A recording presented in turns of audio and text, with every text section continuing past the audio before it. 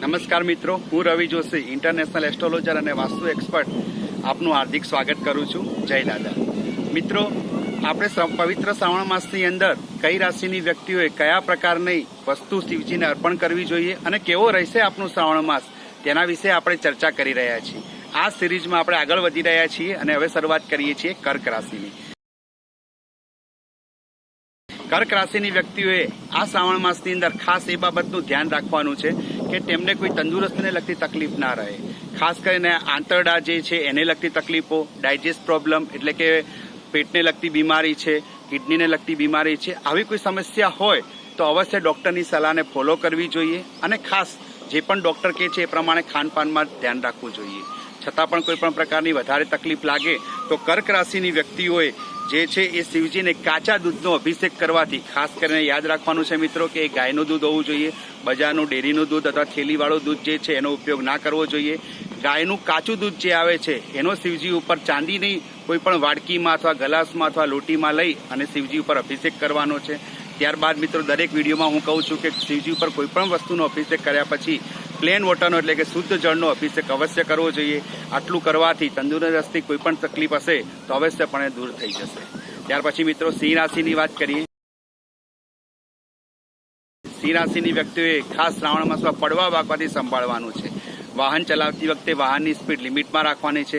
ટ્રાફિકના નિયમોનું પાલન કરવાનું છે અને છતાં પણ કોઈ જગ્યાએ એવું લાગે કે બહુ મોટી પ્રમાણમાં ઈજા થઈ રહી છે તો આપને જે પ્રયોગ કરવાનો છે સિંહ રાશિવાળી વ્યક્તિઓએ તેમને શિવજીને કેસર ચડાવવાનું છે અને કાળા તલ અર્પણ કરવાના છે. ત્યારબાદ ફરી શુદ્ધ જળનો અભિષેક કરવાનો છે. કોઈ પણ પ્રકારની સમસ્યા હશે તો શિવજીની કૃપાથી અવશ્ય હલ થઈ શકશે.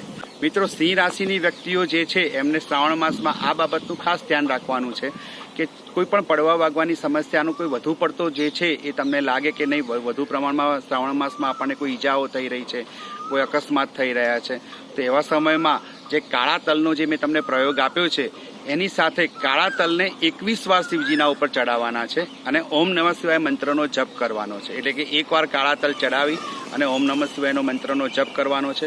ફરી બીજી વાર ચડાવવાના છે અને ઓમ નમઃ શિવાય મંત્રનો જપ કરવાનો છે. જો આપને મહામૃત્યુંજય મંત્ર યાદ હોય તો એનું પણ તમે જે છે સ્મરણ કરી શકો છો. ત્યારબાદ પ્લેન વોટર એટલે કે શુદ્ધ જળથી શિવજીના ઉપર જે છે પાણીનો અભિષેક કરવાથી કોઈ પણ પ્રકારની સિંહ રાશિની વ્યક્તિને આવી સમસ્યા હશે તો તેમાંથી તે છુટકારો આપને મળી શકે છે. ત્યાર પછી મિત્રો કન્યા રાશિની વાત કરીએ. કન્યા રાશિની વ્યક્તિએ માનસિક ટેન્શનનો થોડોક ઘણો અનુભવ થઈ શકે છે તો ઓવર થિંકિંગથી દૂર રહેવાનું છે. કોઈ પણ પ્રકારનું માનસિક ટેન્શન થાય તો તેમને કન્યા રાશિવાળી વ્યક્તિઓએ શિવજીના ઉપર મગનો અભિષેક કરવાનો છે અને મગ શિવજીના ઉપર મૂકી અને પછી શુદ્ધ જળથી પાછું શિવજીના ઉપર અભિષેક કરવાથી કોઈ પણ માનસિક ટેન્શન હશે તો એ અવશ્ય દૂર થઈ જશે. કન્યા રાશિની વ્યક્તિઓએ જે પણ કોઈ માનસિક તણાવનો અનુભવ કરી રહ્યા હોય તો એમાં મગ ચડાવવાના છે. પણ એમાં પણ જો બહુ વધારે પ્રમાણમાં માનસિક તણાવ રહેતો હોય તો આ પ્રયોગને 21 વાર કરવો જોઈએ. એટલે કે એકવાર મગ ચડાવવાના છે, મગનો એક દાણો શિવજી ઉપર ચડાવવાનો છે, મૃત્યુંજય મંત્રનો જપ કરવાનો છે.